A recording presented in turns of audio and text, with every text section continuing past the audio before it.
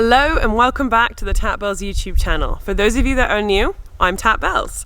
Make sure you like and subscribe my YouTube channel because there is so much more to come. But today we are at Zach's garage. Now I'm gonna go find him. This place is one of the most special places, probably the most special garage collection, personal collection that I've ever had the privilege of seeing. Now I'm going to take you inside. There's you can see a few different buildings all around me. Every building here is full of cars. Now I'm going to go find Zach. Let's go find him. Let's go in.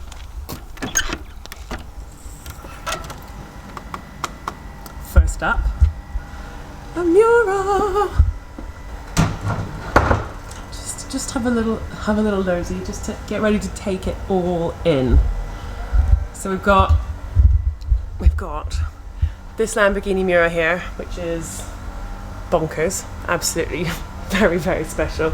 We've got the car that everyone will know of if they know who Zach is, his Jaguar R. Look at that car. It's a satin white finish with some blue bits on it. Now let's go find Zach. I think he's over here next to the 300 SL. Hello. Hello. So, what would you like to know? Nothing really. I'm joking. Right, see you later. I'm just looking. Okay, well, let's start with this car. Well, let's introduce you. So this is Zach's. We'll show you around all the different workshops, but this is the icon room. This is the icon room. The iconic cars, basically. So cars that made an indent on the history of motoring, I suppose. Yes, having gone through a couple of them, this one. What a good way to start, the Gull Wing. With the 300 SL. This car is immaculate, and I think you were saying this is probably the nicest example that ever. This is the nicest. Oh yeah, it did Pebble Beach. It came second at Salon Privé. The car that came first was our other Jaguar. That was alright. But yeah, this took 5 years to restore, and was just it was a way of love, because the thing is that back when we did restore it, technically it shouldn't have been done. No. Shall I say, because people weren't doing it. People were thinking, well, the values weren't ever going to be that great. But now, a terrible looking one's going for around £1 million. So, and this is very exciting. This is great, but we don't do it for the values. We do it for art, and this is definitely a massive spectacle of artwork. This is a serious, serious piece of kit. Serious piece of kit. I mean, just look inside. The little. Now you guys can actually head over to Zach's YouTube channel, which I'll put below as well, and he's got everything here. I think Shmi as well has done something on the vehicles here as well. Probably going into a bit more detail than I will, but this is why I've got Zach here with me to help me with all this. Everyone loves the Koenigsegg. They do love the Koenigsegg. I really love the Koenigsegg. Now I just walked past it quickly, but I'll let you come and tell me all about it. Sure. Which is freaking awesome. What's the most interesting or special fact about this car that you can? By the way, guys, Zach is like an encyclopedia for Koenigsegg, for everything. Stop swearing. Special bits on this. If any of you have seen my video on the car, I do mention anodizing probably too much. It was in the days when anodizing was becoming quite popular. I say in the days, it wasn't like the 1900s, but no, so this was 2014, this car was. Registered in 2017, but it features anodized paddles, springs, loads of engine bay bits, and everything is blacked out inside as well, bar the roof. So we'll open it up and we'll have a look. See, that's the only. I didn't know that was glass. Oh god, I thought it was painted. No, that's glass. That's glass. Oh yeah, that's really cool. So you get sunlight in there. Just focusing. Open up the rear clam. Yes. Hold on, little nosy. Do you need help? Oh yeah. No, that's fine. Anodizing was, as I said, quite a big thing. So you've got the anodized gas struts, the anodized springs, and then just lots of blue details all over it. But as I said, the Jaguar R's are quite, well, they're special. I think there was only 14 or 12 made, I can never remember exactly. and there's only very, very few in the UK. So yeah, very special car, and compared to most modern day hypercars, not much comes close. No, absolutely not. Which is quite cool. I mean, this is, I'm always blown away by when you lift up the rear clam on one of these. It's had the attention to detail. Everything has been so well thought. It's just for sure. And I mean, the fact that everything is obviously focused on lightweightness. Or avoiding weight.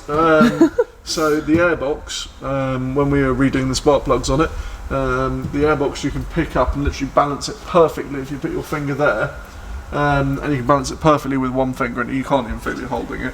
The wheels, without the tyres, just a rim you can pick up with one finger, because it's all carbon fibre, isn't it? So it is. It nothing literally ever weighs anything. Oh God! Try not to fall over. There we go. You can see there. There you go. Carbon wheels. Carbon wheels. Oh, freaking awesome. Everything is carbon. It's just I'm dribbling a little bit. Oh, I got my shoes. It's a very exciting car. Yes, it is. Cool. All right, so that was the Koenigsegg, the Jaguar. Now let's look over at the Miura. Just what colour is that? Do you know? No. One thing that he doesn't know. One thing. I don't know colour names. It's orange. Yes, it is. Is that all right for you? That'll suffice. That will suffice. That. P400S Miura, seen in the Italian job. Just a ludicrous car. Wonderfully designed. It was first seen in the Geneva Motor Show with no engine in. They put sandbags in the back to lower it down, because when they finished designing the car, they hadn't finished or decided the engine they were going to put in it. So they put a load of sandbags, and it was the biggest car of the show, but the problem was they couldn't open the engine bay up, so they had loads of orders of people having no clue what engine it was. Oh my god! Because Lamborghini didn't know at the time. They hadn't. Wow. I'm going to try and resist the... Yeah, just press the square button, yeah. That thing. There we go.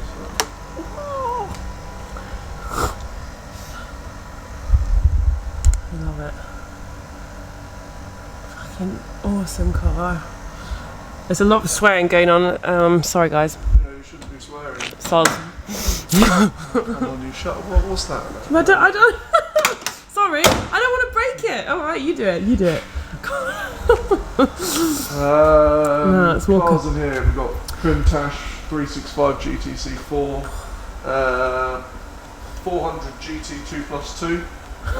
That's one of only 4 right-hand drive cars. Same. Such a beautifully designed car, especially for Lamborghini. Yeah, they don't make them like this anymore. They literally don't. Well, the fact that it's manual is yes, this is true as well. Yeah, that's quite exciting. And I do know the name of the colour of this as well. Oh! Red. There you go. He's funny. This is the third ever Mini Cooper S. The third, chassis number 3. Chassis number 3, matching numbers, yeah. It didn't look like that, to be fair. We did have to restore it, but like most of these cars. Yeah. Lotus Cortina. This is very cool. That is really cool.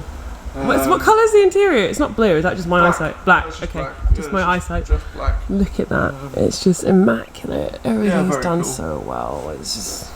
You guys really have something special going on here. Yes. Yes. Yeah. Yes. And this bad boy over here. Countach. The Countach. So this is the 25th anniversary car. Okay. So the car that was released for the 25th anniversary of Lamborghini, and I think what a way to celebrate it, because it was just outrageous everywhere you look. Because in the days where safety really wasn't that important, and to say how unimportant was, they put a steel beam, if I'm correct, between the passenger side and here, so that when it did the crash tests, it would pass. And so they passed the crash test, but you just got to hope you don't crash one, because you'd probably die. So we're not taking that one out then? No. And to say that you'd probably die, you'd either die financially by costing the repairs, or die physically. So, either way, you're gonna die. Yeah. I mean, that car, for me personally, in this whole room, it's probably this one and this one. Yeah. Those are the two I take. This was everyone's poster car, so I think it does mean a lot to a lot of people. And that's funny actually, because we have a lot of younger people, and I have to be careful with that now. Yes, this is true. But with a lot of younger people, they look at this, and because everyone had it on their poster, they went, Jesus, I can't believe it, it's crazy. Amazing. And Wolf of Wall Street. Yeah, well, that's a bit modern, isn't it? And, it's not bright white. You don't have a drunk man getting in and out. No. Yeah, seriously. Proper looking V12. God. Oh, I love the flat black paint as well. I know it's just some very cool. It's just wicked. Oh, and you can see the carbon weave. Is it in this? Yeah, no, it's not carbon. What is that? Fiberglass. Oh. It's a fiberglass, I believe. Oh. Yeah, I think so. Okay. I think it. Yeah, it is. Yeah, of course it is. Because I didn't. In the comments below, someone tell me. Let us know. Yeah, tell us off. Is it carbon or fiberglass? I'm sure it's fiberglass. I can see a weave, but that's maybe just my eyesight. Maybe it looks like that. Yeah, there is a weave there, but I don't know whether it's carbon or. I don't think it's carbon. No. You tell us. Now we're in the second room. Yep, this is the pre-war room. So everything bar 2 cars was before the war. One of them's pretty obvious, the other one isn't. So if you spin the camera around, you'll see the one that's very obviously not pre-war. A bright gold Rolls-Royce Phantom. Now you guys will have to also, well, you're going to just have to head to Zach's YouTube channel anyway, because he goes through this whole thing. Yeah, we'll call it a thing. The thing. I really like it, but... I do too. Yep, each to their own.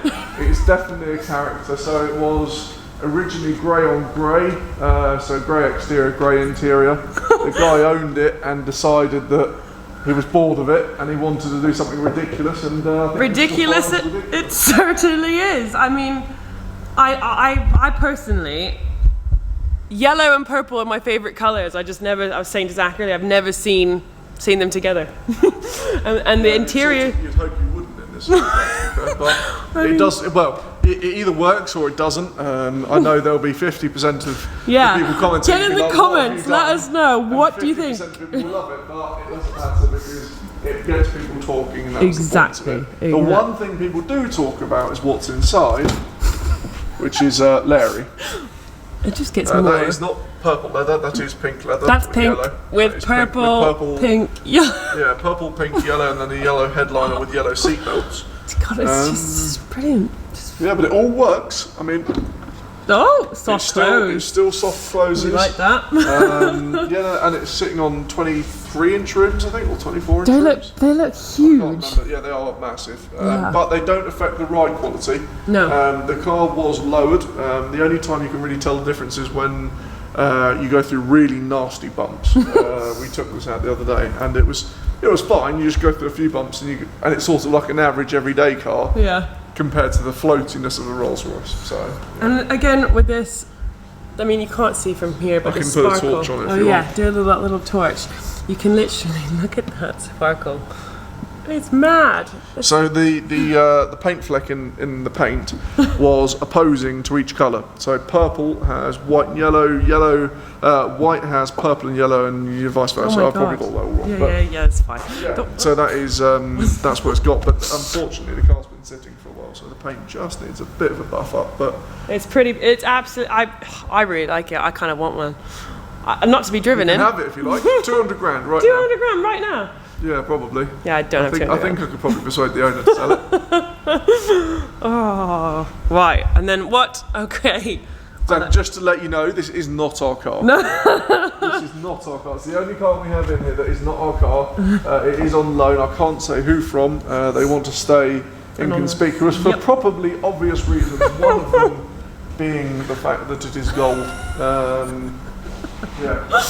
Oh my god. I mean, look at one of these. Okay. So there's another car in here that isn't pre-war, and I'm never going to guess this. No, you probably won't. And that's this Peel P50. So this was a new build Peel P50. World's smallest car at the moment, and it's fantastic. I've driven this quite a bit.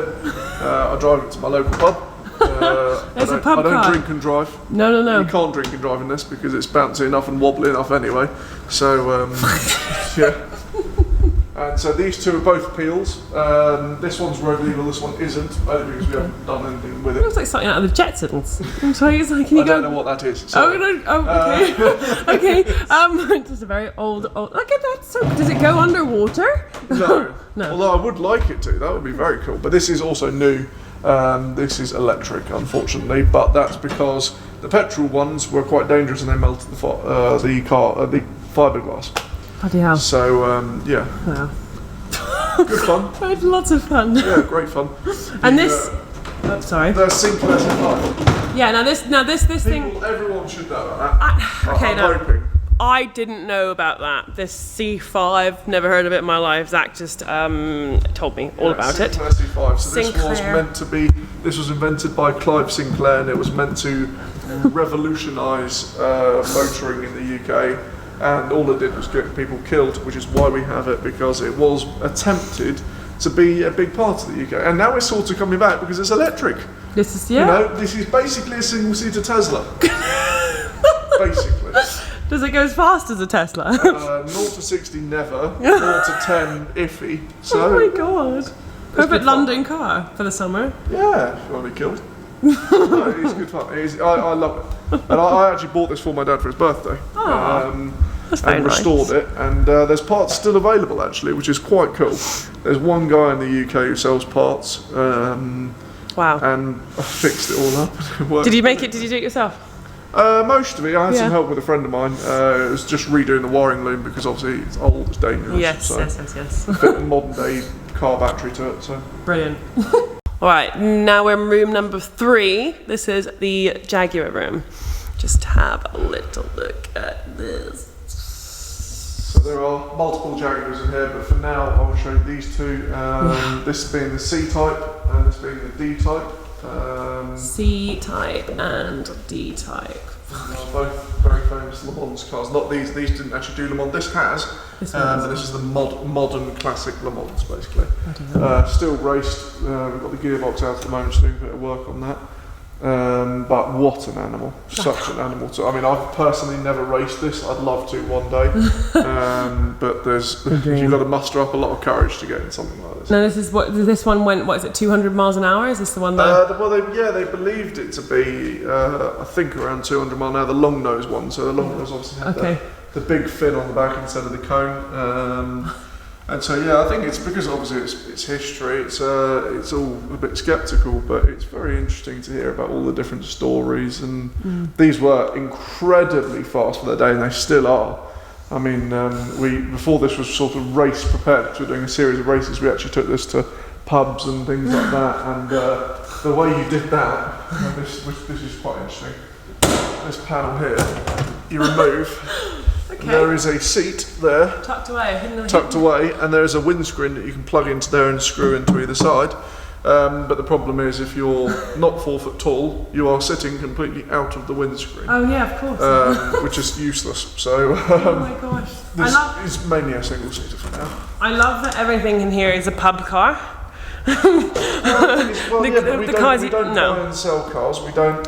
The only reason why we have the cars is to enjoy for art and for actually using. So, yeah, I know. It's just I would love to rock up at a pub in one of these. I mean, just think about all the questions it'd definitely. I mean, to be fair, we go to a local pub that no one really asks any questions. But the nice thing is it just gives them a run. It gives them an excuse to be driven. And to enjoy. Right, guys, we have now been round 4 of the very many workshops and little areas of the museum at Zach's garage. I'm not going to show you anymore. Hopefully you enjoyed it. If you didn't, let me know. Give me a like, even if you didn't like it. Let me know in the comments what you thought. Anything in particular that you want to ask any questions about, if there's anything that you want to know about, Zach will be able to answer them. Not all of them. I'm sure he doesn't have the time for that. But make sure you like and subscribe and do the same for Zach's. His link is below. Thanks, guys. Bye.